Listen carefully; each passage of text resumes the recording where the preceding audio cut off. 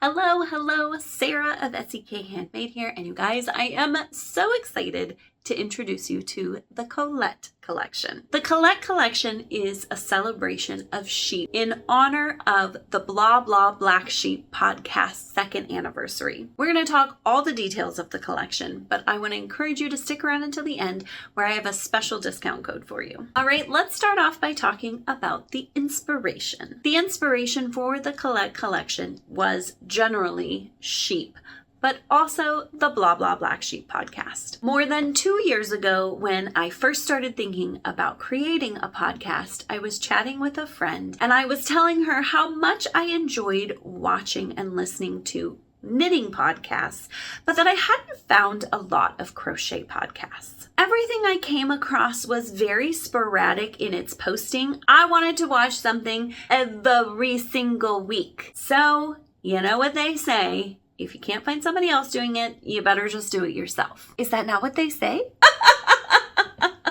Over the past 2 years, the Blah Blah Black Sheep podcast has definitely evolved, but I really enjoyed doing it. And so making some patterns to honor the Blah Blah Black Sheep podcast was a lot of fun too. Of course, I knew they had to be sheep themed, and I started off thinking I would just do a cowl. I was just going to stick to one thing. You know I'm bad at that. So I started off thinking about a cowl with sheep on it and some fun little print. When I originally started the cowl, I thought that I would do several rows of sheep and they would all be right side up. But as I put on other cowls and thought about the fact that when you put a cowl on, it scrunches down and the thing that is most visible is the top panel, I thought, how could I make it so that you could make both sets of sheep really visible? And I did that by making the bottom sheep upside down. The reason for that is that since the top is what shows the most, you can wear your cowl right side up or upside down and feature a different sheep depending on which way you wear it. I knew though that some people would be thrown off by the upside down sheep, so never fear if you're like, upside down sheep are weird. I have a full chart and fully written out instructions for both a cowl with both sheep right side up and one set upside down and the other set right side up. As I was working up these chubby little sheep, I just fell in love with them. And as I started looking at how the charts fell, I realized that they would make the perfect little bag pretty easily. So I modified my sheep a little bit to make them a little skinnier to fit on the more narrow bag and kept my couple rows of really fun decorative stitches and then put it in this canvas bag so that you could use it to store your notions in. This would be a great gift for a yarny friend. And it's a little harder to see on the dark, but just like the cowl, he's got that cute little floof on his tush, which I think is just adorable. Now, you know me and you know I love my coffee. And so I also had to make a little cup cozy. I have to say, these Colorwork cup cozies are really just perfection. It creates such a nice, sturdy, thick fabric that they really do a great job of protecting your hands and, of course, making your coffee look adorable. For the cup cozy, you have the same chubby little sheep that you have on the cowl pattern, and depending on your preference, you have an option for a flat tushy or one with a little tail. I thought people would want to choose because, I don't know, holding on to that little tail might not be that comfortable. Now let's talk about the yarn that I chose for this project. I started my yarn choice by picking out these bold colors here. I'm absolutely obsessed with this fuchsia from Malabrigo and this teal. I mean, you know I love teal. They were just such a fun, bold color combination to add to what I knew I wanted to be neutral sheep. I also knew though when I was picking my yarn that I wanted to use Malabrigo yarn throughout, and I was having a hard time finding a more nuanced,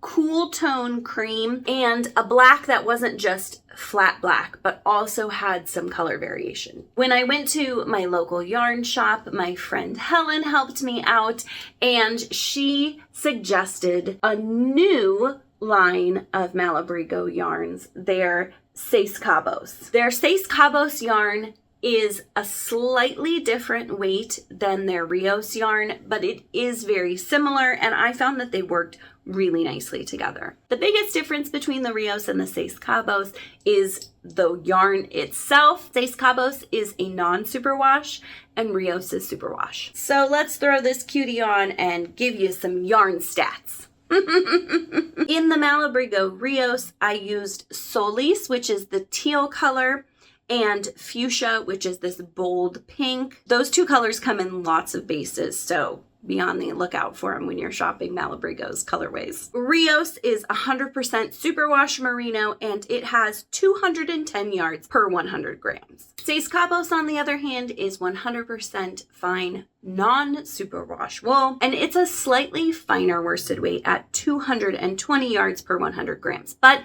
as I said, I found they worked really well together. For Seis Cabos, I used whole grain, which is this nice, cool cream color, and Black Forest, which it's a little hard to see on camera here, but is a black that has some really nice nuance to it. It's not super solid. So we're keeping it pretty simple. While you might be thinking, 4 skeins of yarn for one cowl seems like a lot, I'm here to tell you, you can get some good use out of it, because you can make a cowl, a bag, and at least one cozy out of those 4 skeins. All right, let's talk hooks. Keeping it super simple, for all 3 patterns, you only need 1 hook. You need to use whatever hook you can meet gauge with, but for me, that was a USJ10 6mm hook. Next up, let's talk customization. Friends, when you get into crocheting fun pictures like this, customizing a pattern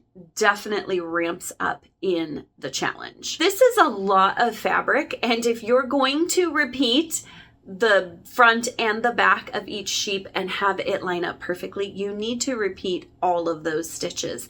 So adding width is a bit of a challenge. I will say though, just as a little hint, that it could be fun to do either all sheep fronts or all sheep tushies for a cowl. You could very easily modify, especially the charted instructions, and swap out alternating between the fronts and the backs of the sheep for either doing all fronts or all backs. You could also do all backs on one side and all fronts on the other. That would be fun too. While customizing a more complex pattern like this is challenging, never fear, there are tips and tricks in all of the patterns on how to customize them and make them your own. Last but not least, let's talk styling your cowl. With a cowl like this, the main thing about wearing it is that you're gonna want to show off those sheep. You can either throw it on over your head and let the sheep on the bottom just kind of squish down.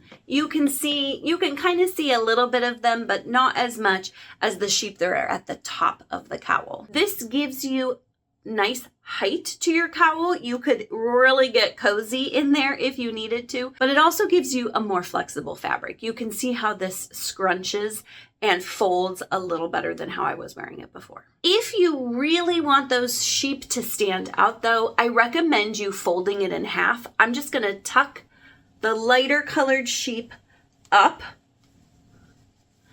and you can see that really stiffens the fabric here and helps the whole cowl stand up nice and high. Now, I have folded here all the way to the top.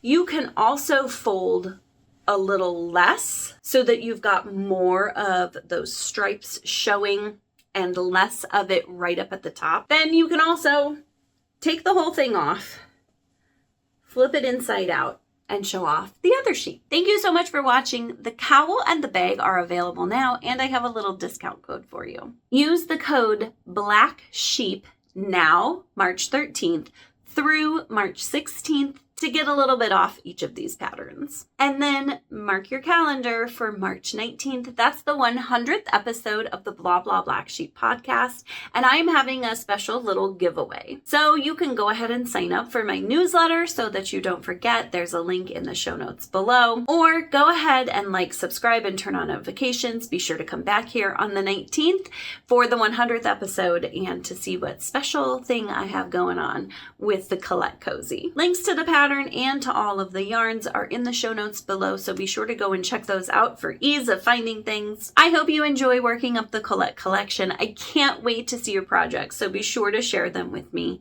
Thank you again for joining me today, and happy crafting!